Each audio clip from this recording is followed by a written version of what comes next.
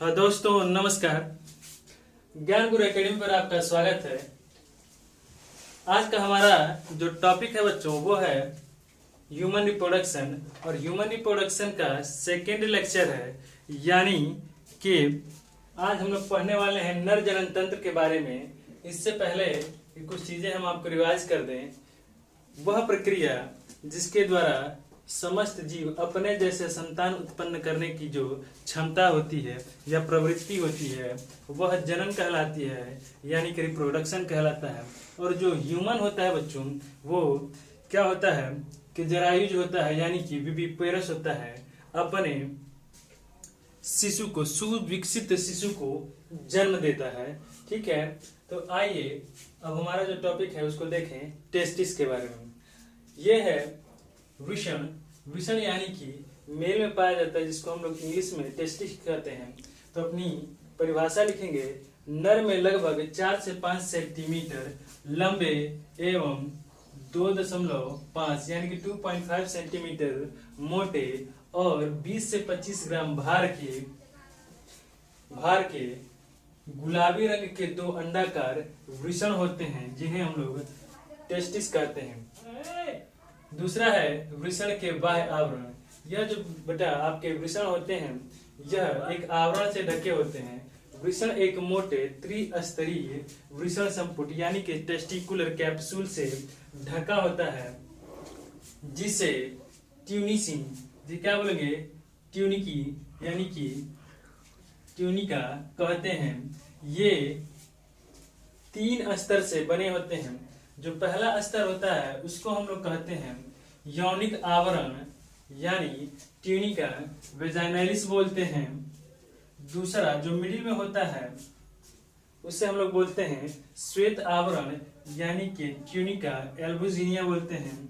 और जो तीसरा आवरण होता है यह होता है आपका संवहनी आवरण, यानी कि इसको बोलते हैं ट्यूनिका वैसुलोटा। ठीक है, आइए आगे बात करें वृषण पालिका की, जिसको हम लोग बोलते हैं टेस्टिकुलर लेविक्यूल्स। और टेस्टिकुलर लेविक्यूल्स में आप लोग लिखेंगे, यह श्वेत कुंचक का संयोजी ऊतक होता है, जो वृषण के अंदर जाकर वृषण पट्टियां बनाता है, जो इसके ऊतकों को 200 to 400 यानी 200 से 400 शंक्वा आकार, यानी कि शंकु के आकार का। पहले के जो लोग होंगे वो जानते होंगे कि शंकु, पहले टेंट लगाया जाता था शादी बारात में, शंकु के आकार का। अपने बर्थडे की टोपी देखी होगी, किस आकार का होता है, शंकु के आकार का होता है। तो आपकी जो वृषणपालिका होती है, वृषणपालिका में जो पट्टियां बनती हैं उनके अंदर 200 से 400 शंकु के आकार के पिंडकों में यह बांटती हैं।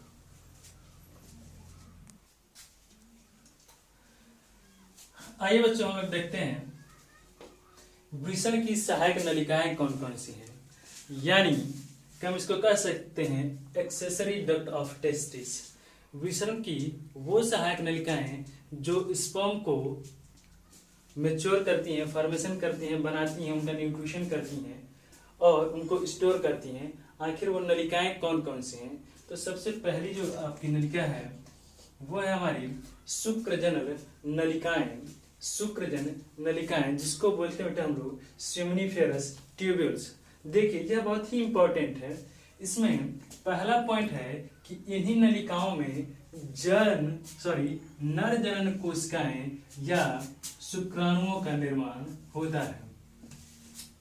किन कोशिकाओं में निर्माण होगा तो मैं आपको बता रहा हूं कि जो आपकी सेमनीफेरस ट्यूब्यूल्स है, यानी कि शुक्र जनन नलिकाएं हैं, इन्हीं नलिकाओं में नर जनन कोशिकाओं अथवा शुक्राणुओं का निर्माण होता है। ये आपके लिए बहुत ही इंपॉर्टेंट है। सेकेंड पॉइंट आपका ये कहता है, ये आपका हो गया फर्स्ट पॉइंट, ये है आपका सेकेंड पॉइंट। सेकेंड पॉइंट ये कह रहा है कि अंतःस्रावी कोशिकाओं को इंटरस्टिशियल या लीडिंग कोशिकाएं इन्हीं शुक्रजनन नलिकाओं में पाई जाती हैं। ये क्या करती हैं कि ये नर हार्मोन यानी कि टेस्टोस्टेरोन का सिक्रीशन करती हैं, यानी स्रावन करती हैं। तो सेकेंड पॉइंट आपके लिए और इम्पोर्टेंट है कि अंतःस्रावी कोशिकाएं शुक्रजनन नलिकाओं के ही अंदर पाई जाती हैं और इन कोशिकाओं को हम इंटरस्टिशियल या लीडिंग सेल्स, ये जो आपकी इंग्लिश या हिंदी लिखी है इसको लीडिंग सेल्स कहते हैं, लीडिंग कोशिकाएं होती हैं जो क्या करेंगे बच्चों कि नर हार्मोन, और नर हार्मोन होता है आपका टेस्टोस्टेरोन का स्रावन करती हैं। और बेटा आप यह जो टेस्टोस्टेरोन हार्मोन होता है यह आपकी द्वितीय लैंगिक लक्षणों यानी कि सेकेंडरी सेक्सुअल कैरेक्टर के विकास में बहुत बड़ा योगदान देता है। ठीक है, ये बात आपको याद रखनी है। यही आपकी इंटरस्टिशियल या लीडिंग सेल्स जो होती हैं टेस्टोस्टेरोन हार्मोन का स्रावन करती हैं और यह टेस्टोस्टेरोन हार्मोन जो आपके द्वितीय लैंगिक लक्षण होते हैं यानी कि सेकेंडरी सेक्सुअल कैरेक्टर होते हैं उनके विकास में बहुत ही ज्यादा महत्वपूर्ण भूमिका निभाते हैं। आइए बात करें सेकेंड की, यानी कि शुक्रजनन कोशिकाएं या नरजनन कोशिकाएं या फिर हम इसको बोलते हैं स्पर्मेटोगोनिया या मेल जर्म सेल। ये सारी बातें एक ही हैं। इसके अंदर देखते हैं क्या है, इसके अंदर कोशिकाएं निरंतर विभाजित होती रहती हैं और इन विभाजित कोशिकाओं के कई स्तर बनते हैं और इनके परिपक्वन से ही क्या होता है कि शुक्राणु यानी कि स्पर्म का निर्माण होता है।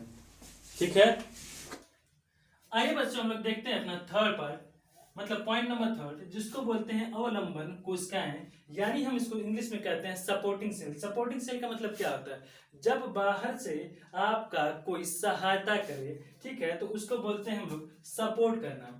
इसका मतलब क्या है, इसके अंदर यानी अवलंबन कोशिकाओं के अंदर सर्टोली कोशिकाएं होती हैं और ये मैं आपको स्प्रिंग कटिंग के गोले में घेर दे रहा हूं जो आपके लिए बहुत ही महत्वपूर्ण है। ठीक है, सर्टोली कोशिकाएं होती हैं या इनको सर्टोली सेल भी कहा जाता है जो शुक्राणुओं को पोषण एवं सुरक्षा प्रदान करती हैं। बहुत ही इंपॉर्टेंट पॉइंट है आपके लिए ये। ठीक है, ये बहुत ही इंपॉर्टेंट पॉइंट है। इसके बाद मैं अलग से आप लोगों के लिए बच्चों बताऊंगा कि सर्टोली कोशिकाओं के क्या कार्य हैं। तो इनके कार्य होते हैं कि ये पूर्व शुक्राणुओं कोशिकाओं से विकसित हो रहे शुक्राणुओं को अवलंबन एवं सुरक्षा प्रदान करते हैं। इसके साथ साथ ये विकसित हो रहे शुक्राणुओं को पोषण एवं ऑक्सीजन प्रदान करते हैं। ये सारे पॉइंट मैं अभी लिखवाऊंगा इसके बाद जस्ट। ठीक है, आइए देखते हैं वृषण जाल। ये फोर्थ पॉइंट है आपका, वृषण जाल क्या है। ठीक है, तो वृषण जाल क्या होता है कि वृषण की जब हम अनुदैर्घ्य काट करते हैं शुक्रजनन नलिकाएं, ठीक है, शुक्रजनन नलिकाएं अति कुंडलित रूप में होती हैं, वो क्या होंगी, हाईली क्वाइल होती हैं। ठीक है, और हाईली क्वाइल होने के रूप में नली के रूप में व्यवस्थित होती हैं और वो एक जाल बना लेती हैं जिसको हम लोग बोलते हैं वृषण जाल या रेट टेस्टिस बोलते हैं। क्या बोलते हैं, रेट टेस्टिस बोलते हैं। ठीक है, अगले पॉइंट पे आते हैं जो हमारा पांचवा पॉइंट है और ये भी बहुत इंपॉर्टेंट है। इससे बोलते हैं शुक्रवाहिकाएं। क्या बोलेंगे, शुक्रवाहिकाएं, और इसको बोलते हैं वास इफ्रेंसिया। क्या बोलेंगे बच्चों, वास इफ्रेंसिया बोलेंगे। इसके अंतर्गत वृषण जालक से छोटी छोटी नलिकाएं, अभी मैंने बताया है कि यहाँ जो जालिकाएं होगी वो हाईली क्वाइल होगी जो एक जाल बनाती हैं। ठीक है, तो शुक्रवाहिकाओं में यानी कि वास इफ्रेंसिया में वृषण जालक से छोटी छोटी नलिकाएं निकलती हैं जिन्हें शुक्रवाहिकाएं, इन शुक्रवाहिकाओं को बच्चों हम लोग इपीडिडाइमिस कहते हैं। इपी क्या बोलते हैं, इपीडिडाइमिस बोलते हैं या कहते हैं। ठीक है, तो आइए हम लोग देखते हैं कि इपीडिडाइमिस क्या है और इसके बाद में बताने वाला हूं सबसे पहले आपको सर्टोली सेल के कुछ कार्य। आइए बच्चों अब हम देखते हैं, ये आपके बोर्ड एग्जाम से बहुत ही ज्यादा इंपॉर्टेंट है इसलिए मैं यहाँ पे लिख दे रहा हूं वेरी इंपॉर्टेंट।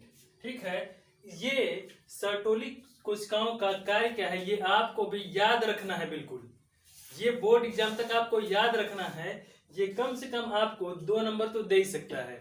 ठीक है, देखिए यह विकसित हो रहे शुक्राणु अवलंब एवं अवलंब को कर लीजिए को सुरक्षा प्रदान करते हैं।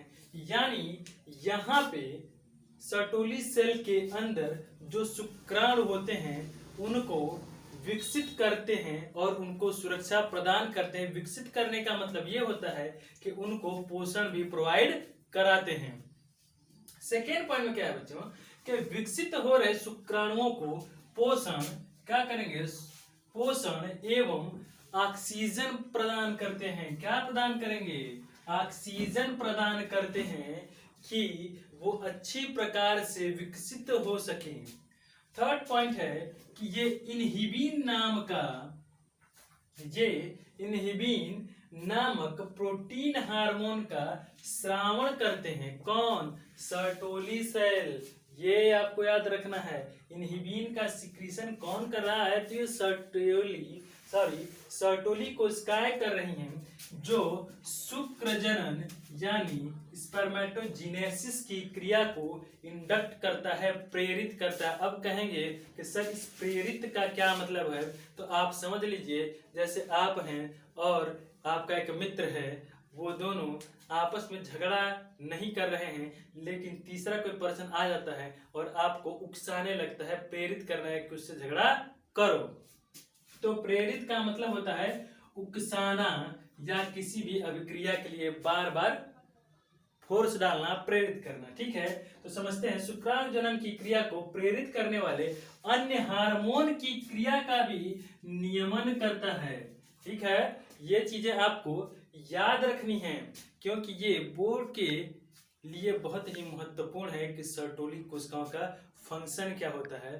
ठीक है, आपको जैसा कि फिगर में दिखाई दे रहा है, शुक्र जनन नलिकाओं के आरेखी काट का एक सदृश, उसमें आपको इम्बेडेड यानी धंसे हुए जो क्या बोलते हैं इसको, शुक्राणु दिखाई दे रहे हैं, शुक्राणु है। और शुक्राणु पूर्व यानी शुक्राणु प्रसूर भी आपको उसके नीचे दिखाई दे रहा है।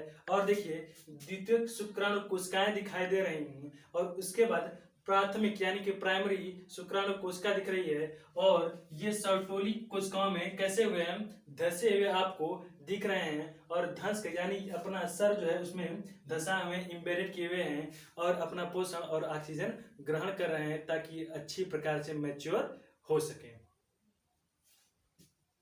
आइए बच्चों हम लोग देखते हैं अधिवृषण या एपिडेराइमिस। क्या बोलते हैं, एपिडिडाइमिस बोलते हैं। यह क्या है, देखिए अधिवृषण जो होता है वो लगभग 6 मीटर लंबी नलिका से बना होता है। ठीक है, हाईली कॉइल होता है, बिल्कुल हाईली कॉइल होता है जो एपिडेराइमिस होता है और लगभग 6 मीटर लंबी नलिका से बना होता है। जो क्या होता है कि अति कुंडलित होता है, मतलब हाईली कॉइल होता है, बहुत एकदम हाईली कॉइल होता है, एकदम लपेटा हुआ होता है। ठीक है, जो वृषण के पश्च भाग पर एक चपटी एवं अल्प विराम को इंग्लिश में क्या बोलते हैं कि कामा से बोलते हैं। आपने कामा देखा, कैसे हम लोग कामा बनाते हैं,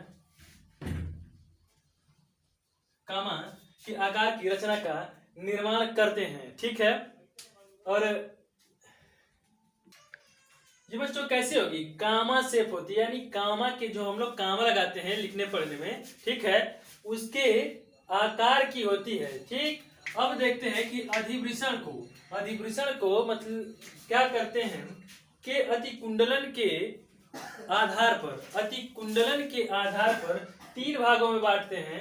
कितने भागों में बांटा जाता है, 3 भाग। और यह 3 भाग कौन कौन से बच्चों, तो पहला है शीर्ष भाग जिसको बोलते हैं कैपुट एपिडिडाइमिस। क्या बोलते हैं, कैपुट एपिडिडाइमिस। और यह होता क्या है, यह सबसे मोटा एवं वृषण के ऊपरी भाग पर स्थित होता है। क्या होता है, यह सबसे मोटा एवं वृषण के ऊपरी भाग पर स्थित होता है, जहां पर अपवाहक नलिकाएं इसी भाग में आकर खुलती हैं। क्या होती हैं, जहां पे अपवाहक नलिकाएं इसी भाग में, किसमें, शीर्ष वाले भाग में आकर खुलती हैं। और दूसरा होता है अधिवृषण, जिसको हम लोग बोलते हैं बॉडी, या फिर हम इसको बोल सकते हैं कार्पस। ठीक है, एपिडिडाइमिस। इसमें क्या होता है बच्चों कि यह पतला एवं चपटा भाग होता है। ये क्या होगा, ये पतला एवं चपटा भाग होता है। अधिवृषण पे यह पतला एवं चपटा भाग होता है जो कि वृषण के पिछले भाग पर पश्च भाग तक फैला रहता है। ठीक है, पश्च भाग तक फैला रहता है। और यह तीसरा जो पॉइंट है यानी कि पश्च भाग, जिसको बोलते हैं क्वाडा एपिडिडाइमिस, यह पतला कैसा होता है, यह पतला तथा वृषण के निचले भाग पर स्थित होता है। ठीक है, आइए अब हम देखते हैं कि आखिर ये का काम क्या है, ये वर्क कैसे करता है। तो जो हमारी हेडिंग होगी अधिवृषण के कार्य। आइए बच्चों हम लोग देखते हैं कि फंक्शन ऑफ एपिडिडाइमिस यानी अधिवृषण का काम क्या है।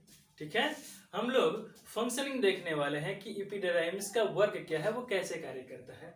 तो पहला पॉइंट ये है कि वृषण से निकलने वाले शुक्राणु को शुक्रवाहिनी में पहुंचने के लिए यह मार्ग प्रदान करता है। मार्ग का मतलब होता है कि यह उसको रास्ता प्रदान करता है। कौन? एपिडिडाइमिस।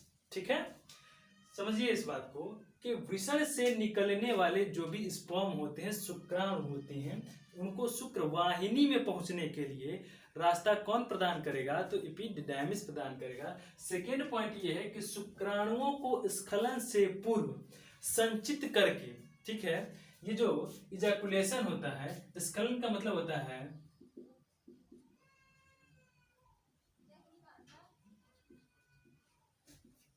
इसका मतलब है इजैकुलेशन, मतलब कि शुक्राणुओं को स्खलन से पूर्व संचित किया जाता है, उनको स्टोर रखा जाता है और उन्हें क्या किया जाता है कि पोषण प्रदान किया जाता है, न्यूट्रिशन दिया जाता है।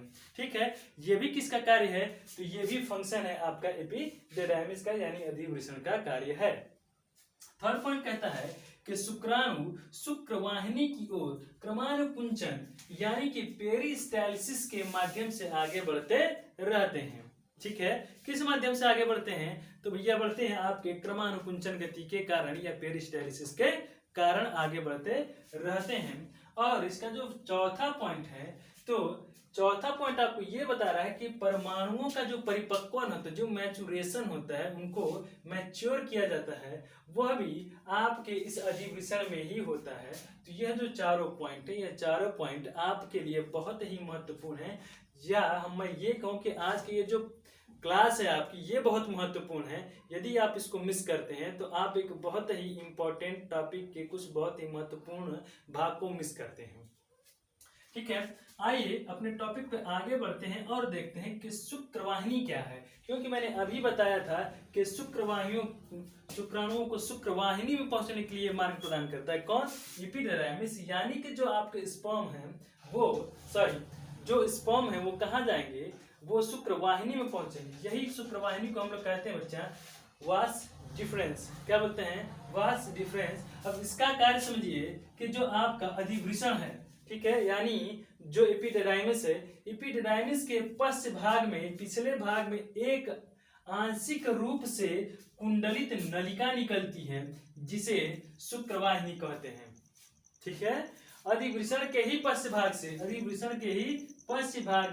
एक आंशिक रूप से कुंडलित यानी कि क्वाइल नलिका निकलती है जिसे शुक्रवाहिनी कहते हैं। और फिर इसके बाद नंबर आता है मूत्रमार्ग का, जिसे बोलते हैं यूरेथ्रा। क्या बोलते हैं? यूरेथ्रा बोलते हैं। और इसमें देखिए क्या लिखा हुआ है, यह मूत्राशय से प्रारंभ होकर कहाँ तक पहुंचेगी बच्चा? तो ये मूत्रमार्ग तक स्खलन वाहिनी के साथ संयुक्त होकर सीसन के शिखर पर स्थित मूत्रजनन छिद्र से बाहर खुलती है या निकलती है।